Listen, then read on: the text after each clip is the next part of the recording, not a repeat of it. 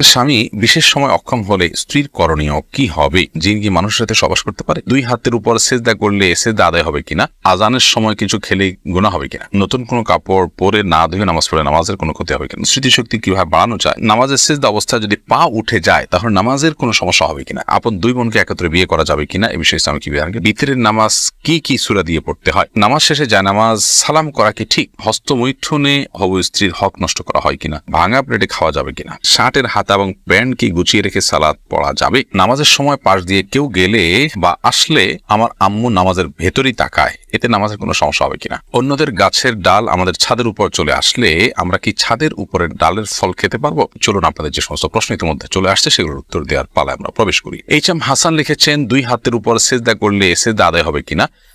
সেজদা করবেন আপনি জমিনে, হাতের উপরে সেজদা করবেন না। যদি কোনো কারণে হাতের উপরে কেউ সেজদা করেন, হয়তো জমিন তার জন্য উপযোগী না বা জমিনে করার কোনো ব্যবস্থা নেই, আদায় হয়ে যাবে তার সালাত। নাহিদ ইসলাম আপনি লিখেছেন, নামাজ শেষে জায়নামাজ সালাম করা কি ঠিক? না, জায়নামাজ সালাম করার কিছু নেই। সালাম করতে হবে মানুষকে। ডানে বামে সালাম দিচ্ছেন, এরপর কোনো সালাম নাই।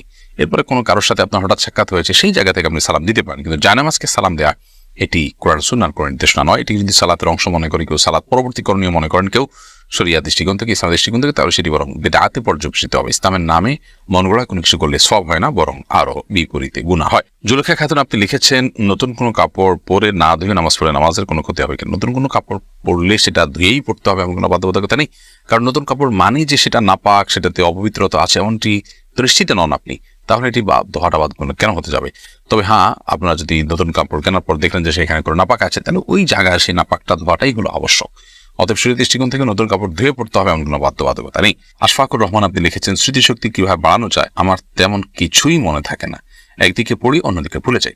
আল্লাহ মাফ করুন, যদি এই পরিস্থিতি হয় তাহলে সেক্ষেত্রে প্রথমত গুনাহ এবং অপরাধ এবং পাপের কাজগুলো আপনার পরিহার করে চলা উচিত, বিশেষভাবে যত্ন সহকারে। সেই সাথে আল্লাহ তাআলার কাছে দোয়া করা উচিত স্মৃতিশক্তি বাড়ানোর জন্য। সুমন আহমেদ আপনি লিখেছেন, নামাজের সিজদা অবস্থায় যদি পা উঠে যায় তাহলে নামাজের কোনো সমস্যা হবে কিনা? সিজদা অবস্থায় যদি পা সামান্য উঠে আবার আপনি জায়গায় নিয়ে গেছেন, কোনো অসুবিধা হবে না। আর যদি পুরো সিজদা জুড়ে উঠে থাকে তাহলে আপনার নামাজ হবে না। কারণ নবী করিম সাল্লাল্লাহু আলাইহি ওয়াসাল্লাম বলেছেন, আমি উমিরতু আন আসজুদা আলা সাবআতি আযমিন, 7টি অঙ্গের উপরে, 7টি হাড্ডির উপরে, শক্ত অঙ্গের উপরে আমাকে সিজদা করতে নির্দেশ করা হয়েছে। তার মধ্যে কপাল আর নাক, 2 হাত, 2 হাঁটু এবং 2 পায়ের যে আঙ্গুলগুলো সেগুলো। অতএব এগুলোর কোনো একটা যদি আপনার এই 7টি অঙ্গের কোনো একটি যদি সরে যায় সামান্য সময়ের জন্য, অসুবিধা নেই, আবার তিনি জায়গা নিয়ে গেছেন। কিন্তু যদি পুরো সালাত জুড়ে, পুরো রাকাত জুড়ে, সিজদা জুড়ে তার এটা যদি পৃথক থাকে তাহলে সেক্ষেত্রে সেটি জায়েজ হবে না এবং সে নামাজ হবে না, কারণ এটা ওয়াজিব এই 7টা অঙ্গের উপরে সিজদা করা। মোহাম্মদ আব্দুর রাকিব আপনি লিখেছেন, হস্তমৈথুনে হবু স্ত্রীর হক নষ্ট করা হয় কিনা? এটি আপনার স্বাস্থ্য নষ্ট হয়, আপনি নিজের হক নিজে নষ্ট করছেন, নিজের আমল নষ্ট করছেন, এবং এর মাধ্যমে যদি আপনার যৌন শক্তি কমে যায় সেক্ষেত্রে আপনি স্ত্রীর হক নষ্ট করছেন। অবশ্যই সেজন্য এটি নাজায়েজ এবং গুনাহের কথা, হারাম। আবু সাইদ আব্দুল্লাহ আপনি লিখেছেন, শার্টের হাতা এবং প্যান্ট কি গুছিয়ে রেখে সালাত পড়া যাবে? শার্টের হাতা এবং প্যান্ট গুছিয়ে সালাত আদায় করা মাকরুহ, নবী করিম সাল্লাল্লাহু আলাইহি ওয়াসাল্লাম নিষেধ করেছেন এটি, এই জন্য এটা ছেড়ে সালাত আদায় করতে হবে। তবে হ্যাঁ, প্যান্টের বিষয়টা হলো সেটা যদি কেউ টাকনুন নিচে পড়ে যায় সেটা থেকে বাঁচার জন্য গোছান, তাহলে সেটা জায়েজ আছে, কিন্তু সেটা সালাতে শুধু না বরং সবসময় এরকম রাখতে হবে। আব্দুল্লাহ জুবাইর তাসিন আপনি লিখেছেন, অন্যদের গাছের ডাল আমাদের ছাদের উপর চলে আসলে আমরা কি ছাদের উপরের ডালের ফল খেতে পারবো? না, আপনার ছাদের উপরে ডাল চলে আসছে দেখে আপনার জন্য ফল হালাল হয়ে যাবে না। তবে আপনি সেই ব্যক্তিকে রিকোয়েস্ট করতে পারেন এবং দাবি তুলতে পারেন যেন আপনার জায়গা থেকে গাছের ডালটা সরায় নেওয়া হয়, এবং যদি আপনার কোনো অসুবিধা না হয় আপনি ছাড় দিতে পারেন, কিন্তু আপনি এর ফল খেতে হলে অবশ্যই মালিকের অনুমতি আপনাকে নিতে হবে। আপনার এখানে চলে আসছে দেখেই আপনি কিন্তু মালিক হয়ে যাননি। তন্নি আইডি থেকে আপনি লিখেছেন, নামাজের সময় পাশ দিয়ে কেউ গেলে বা আসলে আমার আম্মু নামাজের ভেতরেই তাকায়, এতে নামাজের কোনো সমস্যা হবে কিনা? না, অবশ্যই তার দিকে তাকানো উচিত নয়, কারণ সালাতরত অবস্থায় কেউ যাচ্ছে তার দিকে আপনি তাকানোটা আপনার সালাতের যে খুশু এবং ক্ষুদ্র তার বরখেলাফ হয়। বাট যেটি করা উচিত সেটি হলো, নবী আলাইহিস সালাম বলেছেন, তোমার সালাতের সামনে যদি কেউ যায় তাহলে সেক্ষেত্রে তাকে বাধা দাও। কোনো বর্ণনা আছে তাকে তার সাথে লড়াই লিপ্ত হয়, কারণ সে শয়তান, কারণ সে তোমার মনোযোগকে নষ্ট করছে, তোমার সালাতের এরিয়ার মধ্যে এসে সে তোমার দৃষ্টিকে আকর্ষণ করে ফেলছে এবং মনোযোগে ব্যাঘাত সৃষ্টি করছে। এই জন্য তাকে বাধা দিতে বলা হয়েছে। সেই বাধার অংশ হিসাবে এরকম হাত দিয়ে তাকে ইশারা দিয়ে দেওয়া যেতে পারে যদি সে টের না পায়। আর এর বাইরে তার দিকে তাকিয়ে থাকলে তো কোনো লাভ নাই, বিধায় তাকিয়ে নিজের সালাতের মনোযোগ নষ্ট করার তো কোনো যৌক্তিকতা নেই, বিধায় আপনার আম্মাকে বলতে হবে এই কাজটি করা যাবে না। ফয়সাল আহমেদ আপনি লিখেছেন, টিকটিকি দেখলে কি মারতেই হবে, প্রয়োজনে কি খুঁজে খুঁজে মারতে হবে? বিষয়টা নিয়ে খুব দ্বিধাদ্বন্দ্বে আসি, জানাবেন প্লিজ।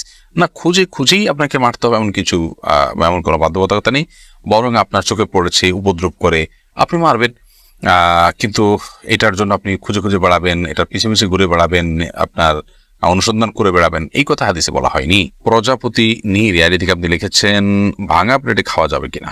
ভাঙা প্লেটে খাওয়া যাবে, কোনো অসুবিধা নেই। ভাঙা আয়নায় মাথা চেহারা দেখা যাবে, সেটাতে কোনো অসুবিধা নেই। আমরা অনেকে মনে করি ভাঙা প্লেটে খাওয়া যাবে না, ভাঙা আয়নায় চেহারা দেখা যাবে না, এটা নিছকই আমাদের সামাজিক কুসংস্কার। ভাঙা প্লেটে ভাঙা অংশে জীবাণু থাকতে পারে, সেজন্য আপনি ওইটাতে খেলে অস্বাস্থ্যকর হতে পারে, সেটা তো আপনার একান্ত স্বাস্থ্যগত বিষয়, বাট সেটাও তো নিশ্চিত নয়। বিধায় ভাঙা প্লেটে খেলে যে গুনাহ হয়ে যাবে বা নাজায়েজ হবে, ওটা সেরকম নয়। এবং ভাঙা আয়নায় চেহারা দেখলে কোনো অসুবিধা হবে না। রাইসানি আপনি লিখেছেন, আজানের সময় কিছু খেলে গুনাহ হবে কিনা? আজানের সময় কোনো কিছু খেলে কোনো গুনাহ হবে না। আমরা অনেকে মনে করি আজানের সময় কিছু খাওয়া পান করা যাবে না, এটা করা যাবে না, ওটা করা যাবে না। আপনি যে কোনো কাজ করতে পারেন, টয়লেটে থাকলে আপনি টয়লেটে কাজও সারতে পারেন। তবে আপনি যখন টয়লেটে নাই, পবিত্র জায়গায় আছেন বা স্বাভাবিক অবস্থা আছেন, তখন আপনি আজান শুনলে আজানের জবাব দেওয়ার চেষ্টা করবেন। এটা হলো মূল কথা। খেতে গেলে খাওয়ার ফাঁকে ফাঁকে আপনি আজানের জবাব দেওয়ার চেষ্টা করবেন, কিন্তু আজান হলে কিছু খেতে পারবেন না এমন কোনো কথা নেই। এখানে বিষয় হলো জবাব দেওয়ার চেষ্টা করবেন যদি আপনি পবিত্র জায়গায় থাকেন। এমনি মুস্তাফিজুর রহমান আপনি লিখেছেন, কোরআন কারীম যদি ভুল বশত পায়ে লাগে অথবা নিচে পড়ে যায়, করণীয় কি? ভুল বশত পায়ে লাগলে অথবা নিচে পড়ে গেলে আল্লাহর কাছে মাপ চাইতে হবে, যদি এটা অনিচ্ছাকৃত, তারপরে মাপ চাই নিতে হবে, এবং সেই সাথে ভবিষ্যতে যেন এরকমটি না হয় সেজন্য সাবধানতা অবলম্বন করতে হবে। এর কারণে আপনার বিশেষ কোনো কাফারা নাই। আমরা ছোটবেলা থেকে যে সমস্ত কথা শুনে আসছি যে এর কারণে এত কেজি লবণ দিতে হবে, চাল দিতে হবে গরিবকে ইত্যাদি, এগুলো আমাদের নিজেদের মন গড়া নানান কথাবার্তা। মূলত যদি পড়ে যায়, ইচ্ছাকৃত নয় বরং ভুলে পড়ে গেছে, তাহলে সেক্ষেত্রে সেটার কারণে আপনার বিশেষ কোনো করণীয় নাই, সামনে থেকে সাবধানতা অবলম্বন করতে হবে, এবং যেটি হয়ে গেছে আল্লাহ কোরআনের প্রতি অনিচ্ছাকৃত, তার জন্য আল্লাহর কাছে মাপ চাইতে হবে। লাইলা নূর কদর এআইডি থেকে লিখেছেন, স্বামী সিগারেট খেলে ওয়াইফের করণীয় কি? ওয়াইফ তাকে বোঝাবেন, যথাসম্ভব নিজে না পারলে অন্য কাউকে দিয়ে বোঝাবেন, আল্লাহর কাছে দোয়া করবেন, তারপর তিনি যদি ফিরে না আসেন একান্ত তার গুনাহ হবে, ওয়াইফ অন্তত দায় মুক্ত হলেন। মোহাম্মদ আরিফ রহমান আপনি লিখেছেন, আপন দুই বোনকে একত্রে বিয়ে করা যাবে কিনা? এই বিষয়ে ইসলামিক বিধানকে সম্পূর্ণ হারাম। আপন দুই বোনকে একসাথে বিয়ে করা যাবে না, এমনকি পৃথক করে বিয়ে করা যাবে না। এক বোন স্ত্রী থাকার সময় অন্য বোনকে বিয়ে করা যাবে না, অর্থাৎ এট এ টাইম দুজন বোন কারোর স্ত্রী হতে পারেন না, এটি হারাম।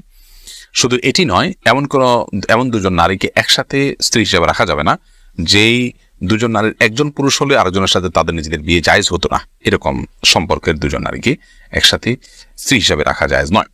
হ্যাঁ, একজনকে বিয়ে করেছেন, তার সাথে বিচ্ছেদ হলো বা তিনি মারা গেলেন, তারপর অন্যজনকে বিয়ে করেছেন, তারপর সেটি জায়েজ আছে। এরপরে মোহাম্মদ বেলাল হোসেন লিখেছেন, জিন কি মানুষের সাথে সবাস করতে পারে?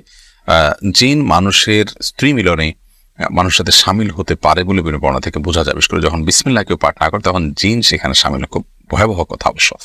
তো এই জন্য মুসলমান সব ক্ষেত্রেই, শুধু এটি নয়, আপনার খাওয়া দাওয়াতে জিন সামিল হতে পারে, ঘুমের সময়, বাসা প্রবেশের সময় তার সাথে প্রবেশ করতে পারে। তো এই জন্য বাসা প্রবেশের সময়, খাবার পান করার সময় এবং স্ত্রী মিলনের সময় সবগুলোতে বিসমিল্লাহ বলতে হয়। বিসমিল্লাহ বললে শয়তান আর সেখানে অংশগ্রহণের কোনো সুযোগ পায় না। এছাড়া আইআইডি থেকে আপনি লিখেছেন, স্বামী বিশেষ সময় অক্ষম হলে স্ত্রীর করণীয় কি হবে? স্বামী যদি অক্ষম হয় পুরোপুরি এবং স্ত্রী যদি তার যে চাহিদা আছে এটি পূরণ না হওয়ার কারণে তিনি গুনাহে এবং পাপে লিপ্ত হয়ে যেতে পারেন এমন আশঙ্কা তৈরি হয়, তাহলে সেক্ষেত্রে অবশ্যই সে স্বামী থেকে তিনি বিচ্ছেদ নেবেন। যদি সেটা চিকিৎসার অযোগ্য হয়, চিকিৎসার যোগ্য হলে সেটার জন্য অবশ্যই তিনি সময় দিবেন, সুযোগ দিবেন, চেষ্টা করবেন নিজে। যদি তারপরও কোনো উপায় না থাকে এবং চিকিৎসার অযোগ্য হয়, তাহলে সেক্ষেত্রে তিনি সেখান থেকে বিচ্ছেদ নিয়ে অবশ্যই অন্যত্র বিয়ের উদ্যোগ গ্রহণ করতে পারেন। শরিয়া সেই অধিকার তাকে দিয়েছে। বিতরের নামাজ কি কি সূরা দিয়ে পড়তে হয়? বিতরের সালাতের প্রথম রাকাতে সূরা সাব্বিহিসমা রাব্বিকাল আলা, দ্বিতীয় রাকাতে সূরা কাফিরুন এবং তৃতীয় রাকাতে সূরা ইখলাস কুল হুয়াল্লাহ পাঠ করা, এটি সুন্নাহ।